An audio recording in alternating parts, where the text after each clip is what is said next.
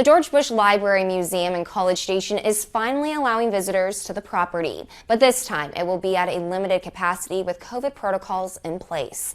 KRHD News reporter Rebecca Fiedler takes us inside.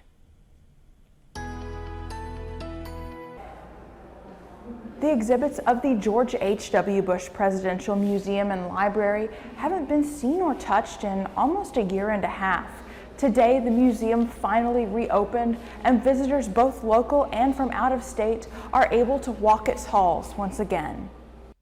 Shut down in March of 2020 due to the pandemic, the museum has long lain dormant, only briefly reopening for 1 month this summer. Now allowing visitors with online reservations to step back inside at a 25% capacity rate, ticket sales have already begun. Our son goes to Texas A&M University, and ever since he started to go there, I wanted to come and see the library. Uta and Greg Bates were excited to visit the museum for the first time ever, especially as they've been unable to make many vacation stops during the pandemic. For Uta, a native of Germany, this time at the Bush Museum was extra special. I was there when Germany reunited again with the eastern part and the Berlin Wall came down, and I knew that George Bush had a lot to do with it. And so it was on my bucket list for quite a while. Seeing people come in from as far as California on Monday made museum director Warren Finch feel a joy he hasn't experienced much since the onset of the pandemic. Last time we talked, which was when we reopened, I think I told you I was the happiest man in the Brazos Valley, and that lasted for about 6 weeks. But I think now we're at a point where I think we've closed for the last time, so I'm encouraged. Finch says he is thankful that with this most recent reopening, the staff have been able to hold out while working remotely, and funds never dropped so low that anyone's job security was affected. We use a lot of work-study students here and a lot of foundation employees, and we were able to keep them all busy, so they would have been the most vulnerable of our employees.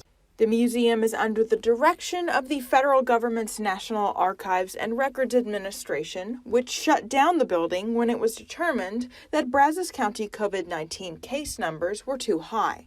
Finch believes it's been a combination of lessening local COVID cases and a relaxing of standards by the National Archives, which has allowed the reopening to take place. Reporting in College Station, Rebecca Fiedler, KRHD News. And if you plan on heading to the library and museum, here are some things to keep in mind. It opens up Monday through Saturday at 9:30 a.m. and closes at 5 p.m. On Sundays, it will be open from noon to 5, but the last entry will be at 4 p.m. Tickets are only available online and have a maximum of 6 tickets per visit. Children 5 and under, A&M and Blend students, and active duty military and their families get free admission. Also keep in mind that COVID protocols are in place at the museum. Face coverings are required regardless of vaccination status. If you purchase a ticket and cannot go due to a positive COVID test or symptoms, you can email the museum to request a refund or reschedule your visit. And if you've never been before, here are some of the museum's main attractions. The Seat of Power gives you the feeling of sitting at the president's desk in the Oval Office exhibit.